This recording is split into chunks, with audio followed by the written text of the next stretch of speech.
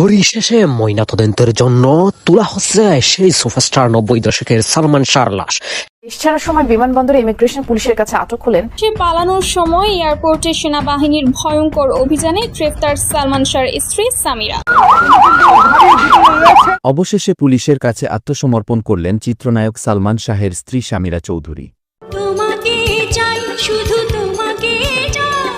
বাংলাদেশি চলচ্চিত্রের ক্ষণজন্মা তারকা সালমান শাহর মৃত্যু রহস্য ঘিরে 29 বছরের বেশি সময় ধরে চলছে বিতর্ক। কেউ বলেন আত্মহত্যা, কেউ বলেন হত্যা। বছর দুয়েক আগে এক টেলিভিশন সাক্ষাৎকারে প্রয়াত অভিনেতার সাবেক স্ত্রী সামিরা হক জানিয়েছেন, সালমান শাহর ছিল আত্মহত্যা প্রবণ মানসিকতা।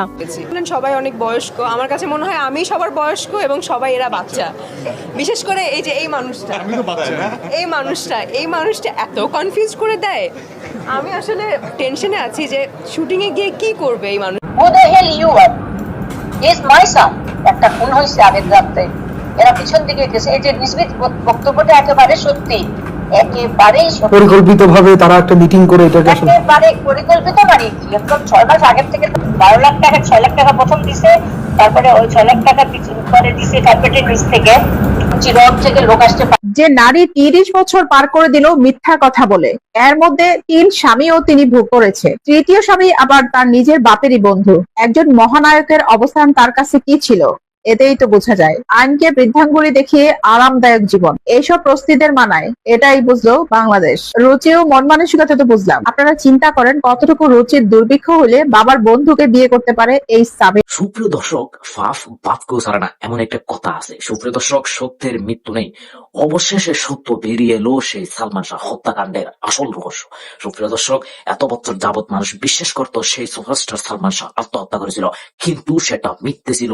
সত্য বেরিয়ে এলো 3 জনের চক্রান্ত করে, অর্থাৎ সামিরা হকের পরিবার ষড়যন্ত্র করে ডনের মাধ্যমে ডনকে 12 লক্ষ টাকা দিয়ে সেই সুপারস্টার সালমান শাহকে হত্যা করা হয়েছিল। সুপ্রিয় দর্শক, ঠিক এই কথাটাই প্রায় 30 বছর যাবৎ সালমান শাহর মা বলে আসছিল। সুপ্রিয় দর্শক, তাহলে চলুন আমরা সেই ভিডিওর অংশ বিশেষটা দেখে আসি, অর্থাৎ বিস্তারিত আলোচনাটা দেখে আসি। আমি আর কথা বলাচ্ছি না, আপনাদের কাছে একটা জিনিস রিকোয়েস্ট করবো, আমাদের চ্যানেলটি অবশ্যই সাবস্ক্রাইব করবেন।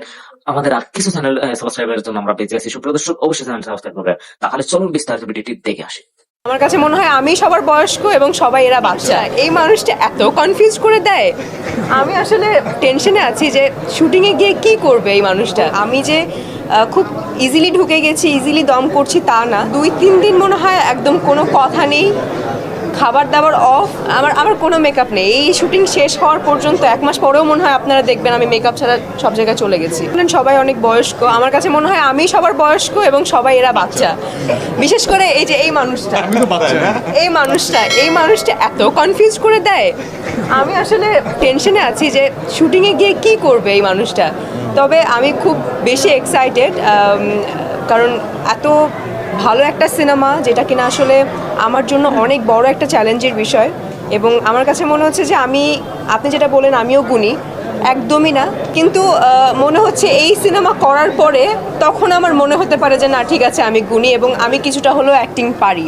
এর আগে যত কাজ করেছি সব ঠিক আছে, ওগুলো সব ভালো কাজ, কিন্তু এই কাজের পরে আমার কাছে মনে হয় যে আমি আরও বেশি নিজেকে প্রুভ করতে পারবো। নিশো ভাইয়ের সাথে প্রথম কাজ, ভালো লাগছে। চঞ্চল ভাইয়ের সাথে ছোটোবেলায় কাজ করেছি, সেটাও ভালো লাগছে। এবং SBF, আলফাই, চরকি, তাদের সাথেও প্রথম কাজ। সব মিলিয়ে প্রথমের তো একটা আলাদা ফিলিংস থাকে, আলাদা ভালো লাগা থাকে। সো সেই ভালো লাগা থেকেই শুরু করতে যাচ্ছি, আপনাদের দোয়া নিয়েই। দেখুন, আসলে সব কিছুতে আসলে সবাই চায় সেই আস্থাটা রাখতে। এবং আমি যে খুব ইজিলি ঢুকে গেছি, ইজিলি দম করছি তা না। যখন আমাকে শাকিল ভাই ফোন দিয়ে বলল যে তোমাকে ডিরেক্টর রনি ভাই ফোন দিবে দমের জন্য, তুমি কথা বলো, তখন আমি খুব এক্সাইটেড হয়ে গেছি যে ও মাই গড, এত ভালো সিনেমার জন্য আমাকে ফোন দেবে, রনি ভাই ফোন দেবে। ওকে, ঠিক আছে। I was waiting. রনি ভাই আর ফোন দেয় না, কবে ফোন দিবে? যখন ফোন দিল তখন আমাকে বললো যে ঠিক আছে, তোমার একটা অডিশন লাগবে। আমি বলছি অডিশন, যেই জিনিসই নেন আমি এক পায়ে রাজি আছি, but I want to do দম। সো অডিশন দিলাম।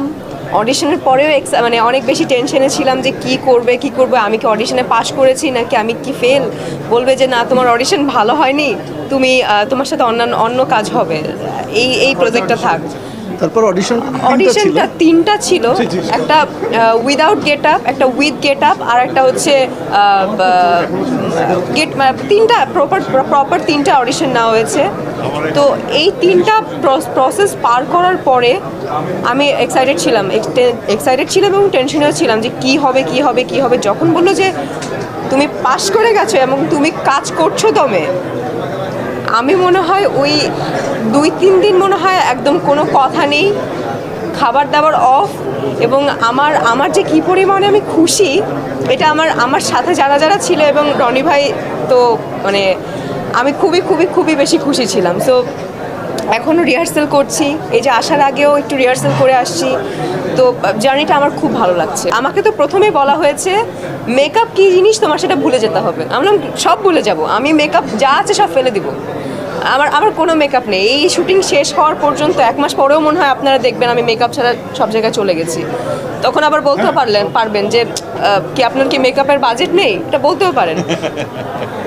তো মেকআপ করা কী জিনিস সেটা ভুলে যাব, এবং আমার কাছে মনে হয় না যে আপনারা আমার দম সিনেমাতে কোনো জায়গায় মেকআপ দেখতে পারবেন, সব সব কিছু এই স্যাক্রিফাইসটা আসলে খুব আনন্দের স্যাক্রিফাইস।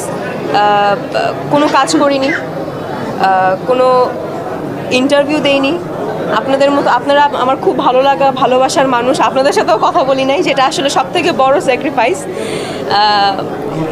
এইটাই। Who the hell you are? He is my son.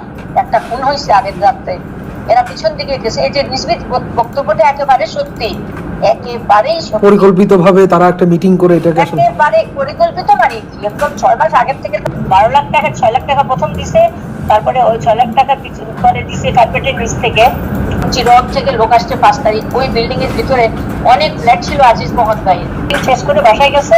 আমার ছেলে কিন্তু আর নামতে পারে নাই, কিন্তু মাঝখানে 12টার পরে সামিরা জোরজার করে সালমান শাহ দরজা বন্ধ করে দিয়ে নিচে গিয়ে আধা ঘন্টা ছিল নিচে, মানে ওই যে ফ্ল্যাটগুলোতে সে রাউন্ড দিচ্ছে, তাদের লোকজন ছিল। তারপরে সে দরজাগুলো রেখে ঢুকে গেছে, ওরা এসে আমার ছেলেটাকে খোঁজে। আপনাদের কি মনে হয় যে আসলে সেই সময় আপনাদের অভিযোগ অনুসারে যে তাকে হত্যা করার পর সেখানে কি বাসায় কেউ ছিল ভিতরে, এমন ধারণা করছেন? ছিল মানে ধারণা লোকজন ছিল, ওখানে মদ খাওয়া হয়েছে, অনেক মোষ তরকারি খাওয়া হয়েছে। আগের দিন 11টা মুরগি নিয়ে আসছে আমার বাসা থেকে, ইমন স্বামীটা লিখে পাঠাইছিল আম্মা বেশ করে কিছু মুরগি দিবেন, কারণ ইমনের মেহমান কেমন আসবে। আমার ফ্রিজে আমি সবসময় রাখতাম, ইমন আসে, বন্ধু বান্ধব আসে, সেই জন্য 7টা মুরগি আমি দিয়েছি। আমি চার নাই, এত মুরগি দিয়ে কি করবে? আব্দুল্লাহ সে নিয়ে গেছে, এগুলো ঘরে ছিল। মোনালিসা হেভি ফ্লো 15 পিস প্যাকেটের সাথে 8 পিসের একটি প্যাকেট একদম ফ্রি।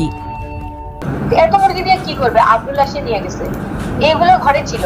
তারপরে অনেক কিছু আরো এরকম এখন নিউজ আছে, এগুলা প্রয়োজনের শেষে বলা হবে। চিরক থেকে লোক আসছে 5 তারিখ। ওই বিল্ডিং এর ভিতরে অনেক ফ্ল্যাট ছিল আজিজ মোহাম্মদ ভাইয়ের। ওই একটা ফ্ল্যাটে গিয়ে সামিরা তো ওখানে রোগ থেকে পালাই গিয়া, ইমন আমার ছোট ছেলে যখন জিজ্ঞেস করলো গিয়া যে ভাবি আমার ভাইয়া কি হয়েছে, তখন তো পালাই গেল, পায়ে ধরে মাপচাইয়া পালাই গেল, বলছে আমরা পাঠাই দিচ্ছি, লাঠি মারছি বলে। আমি তারা পাইলাম কোথায় লাঠি মারবো? তারপরে সে আমার সাথে ছিল না, কথা বলবো থেকে খালি ঘরের মধ্যে আবুল আর একটা মেয়ে তেল দিচ্ছে হাতে, আর একটা লোক বসা ছিল কালো মতন লম্বা, আমরা কোনোদিন জীবনে দেখিনি। লোকটা আপনার দিয়ে পালাই গেল, আর আবুল ডাক্তার হাতে গিয়ে পালাই গেল, মেয়েটাও এমনি চলে গেলো। আমরা 3 জনে মিলে তারপরে ঢাকা যে করলাম, 3 জন মিলে ধরে তাকে টেনে আনলাম। আমরা লিফট পর্যন্ত অর্ধেক রাস্তায় আনছি ঘরের ভিতরে। তখন ওই আজিজ মোহাম্মদের ক্যাবটা আছে, একটা ইয়াসমিন ওই বিল্ডিং এ ছিল, আপনারা এই করলে ধরতে পারবেন। তো ওই বিল্ডিং এ গিয়ে খোঁজ করেন আছে নাকি, নিতা আর ইয়াসমিন খোঁজ করবেন, গিয়া ইন্টারভিউ করেন। আচ্ছা, নিতে এসে ওই মহিলাটা ইয়াসমিন এসে আমাকে বলছে হু দ্য হেল ইউ আর, কোথায় নিয়ে যাচ্ছেন ওকে? আমি who the hell you are, is my son, আমি তাকে নিয়ে যাচ্ছি, তুমি কে কথা বলো বলে আপনার নিয়ে আসতে। তখন লিফট কিন্তু নিচে নামে না, এর মানে টাইম ওয়েস্টিং করতেছে। নিচে এসে বাদল খন্দকাররা পাইলাম যে সারা রাত ছিল, তো অনেক লোক রাত্রে ছিল, কিন্তু ঘরের মধ্যে ঢুকে দেখা গেলো ঘর দুয়ার মোছা, স্বাভাবিক অবস্থার থেকেও আরো সুন্দর ফিটফাট ঘরটা। একটা খুন হয়েছে আগের রাতে, এরা পিছন দিকে গেছে। এই যে নিসবিত বক্তব্যটা একেবারে সত্যি, একেবারেই পরিকল্পিতভাবে তারা একটা মিটিং করে এটাকে একেবারে পরিকল্পিত, মানে একদম 6 মাস আগের থেকে তারা রেডি করে। 2 মাস আগে সামিরা ঘর থেকে গয়না প্রায় 200 ভরি গয়না ঘরে ছিল, ওরা আমার কাছে দাওয়াত খেতে আসছে, পরে গিয়ে জানা গেল কি চুরি হয়ে গেছে। কিভাবে চুরি হয়েছে বলে ঘরে বুয়া রেখে গেছিলাম।